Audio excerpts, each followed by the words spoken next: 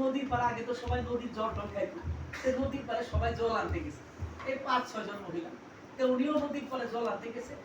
হঠাৎ করে বলতেছে একে একে সবাই শুনে, আজকে খিচুড়ি পাক করছিলাম, খিচুড়িটা যা স্বাদ হয়েছে না, কিন্তু মনে হয় 8টা সাইডে, কিন্তু সমস্যা একটা, লবণ একটু কম হয়েছে। নিয়ে একা একা বলতেছে আর সবাই শুনে। তার মধ্যে একজন কে বলছে, কি ব্যাপার, লবণ কম হয়েছে, লবণ একটু বেশি করে দাও না। হ্যাঁ, তোর এত বড় সাহস, আমার খিচুড়িতে আমি লবণ কম দিব, তোর কি, তুই কইবার কি, তোর এত সাহস, আমার খিচুড়িতে আমি লবণ কম দিছি, এটা তুই কস। এই লাই এগুলো শোনো, মানে অনেকদিন থেকে ঝগড়া তো না, মুখটা ফুসফুস করতেছে, মানে একটু সিলাই তো লাগান না, আমার খিচুড়িতে আমি লবণ কম দিছি, তা তুই কবার কেন, ঠিক আছে তুই কবি কে। এই যে তো মহিলা স্বভাব ছিল ঝগড়া।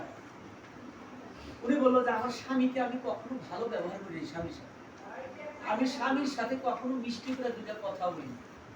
তাই আমার স্বামী একদিন বললো, তুমি যদি এইভাবে সারাক্ষণ ঝগড়াই করো, আর পাড়ায় পাড়ায় ঝগড়া, তোমার দ্বারা আমি পাড়ায় মুখ দেখাই করবো, আমি কিন্তু আরেকটা বিবাহ করবো।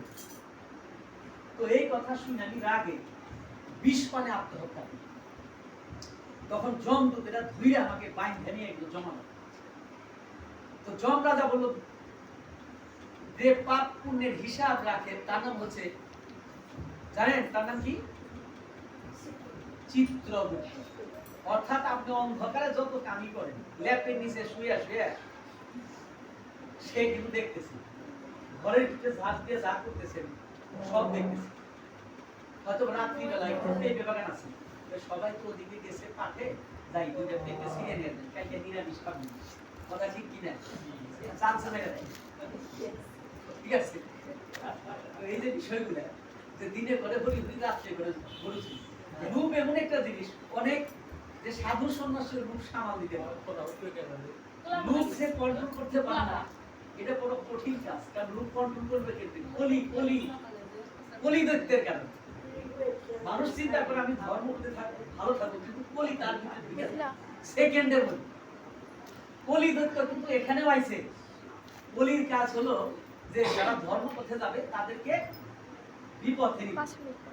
কেউ যদি কীর্তনে যায় এবং ধর্ম সভাতে যায়, তখন কলি তার 3টা মেয়েকে ছেড়ে দেয়, যে তোমরা সবাই মোহিত হবে, যাতে তাদের ধর্মের কথা কানে না।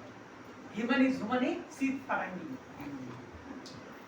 তো হিমানি যায় ঘরে, তখন খালি এরকম করে, এই যে প্রথমে জোরে হিমানি, প্রথমে মানে হিমানি যায় আক্রমণ করছে, তারপরে যায় ঝুমানি, কথা শুনে শুনে যখন ধনী দাস পায় না, তার কৃষ্ণ মানে হয়ে ধরে বলো, তখন মানে ওটা ঝুমানি। আর যখন শীত ফারাঙ্গি ঘরে, মানে ঝুমাইতে ঝুমাইতে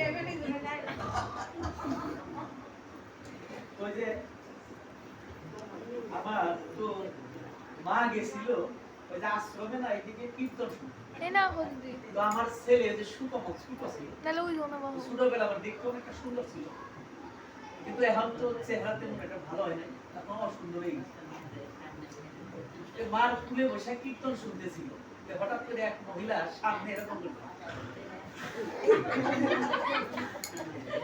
এমন করছে কি, মার কুলে দিয়ে যায়, আস্তে আস্তে গুটি গুটি পায়, মহিলার চোখের উঠে জায়গা গেছে, জায়গা দেওয়ার পরে তখন ভাই ভাই তুমি ভালো করছো, তুমি আমার জামেনা করে দিছো, খুব আদর করতেছি। এই যে বিষয়গুলো কলি, এই কলির কারণে কলি সবাইকে বিপথে নিবে। কলি কিন্তু সেই যে